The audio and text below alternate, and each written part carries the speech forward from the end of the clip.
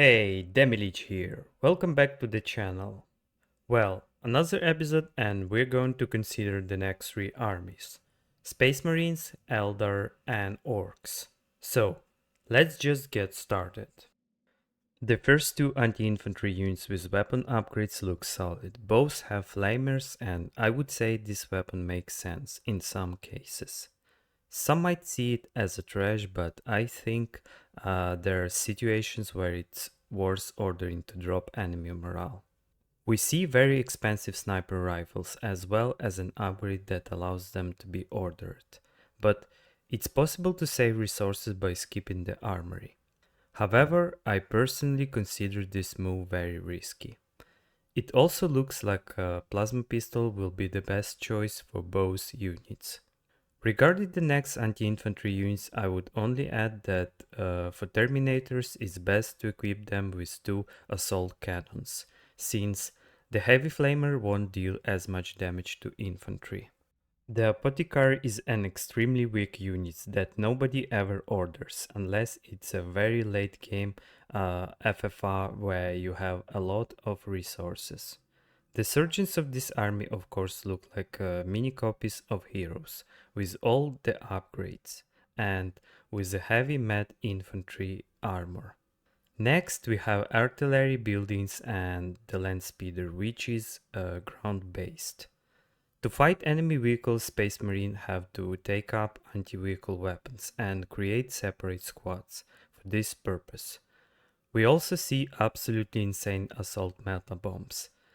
The land speeder Tempest must be ordered with crack missile launcher. This way you will scatter infantry and break vehicles. The anti-infantry weapon makes no sense cause it's broken. The Librarian is effective in a melee against relic units. Next we see specialists against demons. I will call them demon hunters. Of course they're not made solely for this, but as we can see they deal the best damage to demons. Then we have highly durable vehicles that will annihilate everything around them. Interestingly, the Dreadnought should be upgraded with assault cannon, as it will actually deal more damage even to vehicles. The Assault Terminator squad can stop almost anyone and tear them apart, making them effective against all opponents. Finally, we see ability that can be widely applied. Overall, as expected, the army is balanced and somewhat similar to the Chaos Army. Eldar workers can bind enemy combat squad, making them undoubtedly useful on the battlefield. The Harley Quinn is good against heroes, its damage is absolutely insane. One kiss can kill anyone on the list except for the Crutox, which will require two kisses. Next, we have Pearly anti-infantry units without special features. The only noticeable thing is a slight reduction in the damage against low infantry and commanders for most units. The Seer Council is an anti-infantry commander squad, which is a bit surprising compared to the previous armies. However, its role is more about tanking damage and detecting invisible targets. Exars look like larger versions of their squad, even having the same armor. However, they also provide a 50% attack bonus to all squad members and upgrades applied to them as well. The Viper deals great damage to low buildings, scatter infantry significantly and functions like artillery, which is why I categorize it as anti-infantry. If you're struggling to free your fire dragons, you can always equip your Rise Lord with Brightlance, cause rather no one will want to fight him in melee. The Foreseer Eldritch Storm ability will destroy many buildings, while specialized units will finish them off. Physics Storm and Mind War will do the same against infantry and demons. In a melee combat, the Foreseer may not deal colossal damage, but against relic units it performs better than against other types. However, its range attack is pretty weak. And of course we have the Annihilators of everything, the Brightlance Grey platform. I assume it was designed as an anti-vehicle unit, but since it reduces any target's defense by 75% for 3 seconds, it becomes useful against everything. While it doesn't deal much damage itself, the units following up will handle things much faster. And of course, I will show the conclusions on the screen. So, what do we have here? Slugger boys have orcs flamers and can lower morale, but of course, it will rarely be used. Shooter boys with big shooters deal insane damage, and if you look at their range, it's just, I don't even know what to say.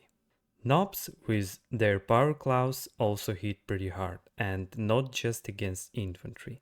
In general, there are many infantry knob leaders here who are very tanky with 900 hit points. They have a power claw upgrades and boost both morale regeneration and its overall level. The two heroes with their anti-infantry pistols have the same pistol upgrades. Flash Geats are basically like other similar ones, annihilators of everything, but mainly infantry. I think everyone knew that orc buildings deal damage to units, but personally I didn't know that the main building and medium buildings fire the same way. That was a little surprise for me. A bit of artillery won't hurt the orcs' army, even if some shoots land on their own units, as long as the enemy takes a hit too, of course. Tanks, boosters, and war trucks are the ones handling enemy vehicles. You can swap big shooters for rocket launchers, but as far as I know, this setup isn't very efficient and should only be done in extreme cases, especially since it's not exactly cheap. The randomly disturbed stats on the warboss make it impossible to categorize him properly. He just hits harder against those he considers strong, while weaklings like workers and low vehicles aren't even worth his attention. Also, I didn't expect to see demon hunters in Orcs' army at all.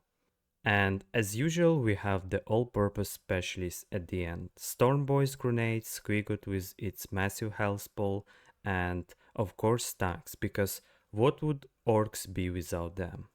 They look at the Imperial Guard and made their own Lemon Russ because it's a damn good tank. Well, that's it. Thank you for watching until the end. Don't forget to subscribe, like and comment. And share the video if you can. See you next time.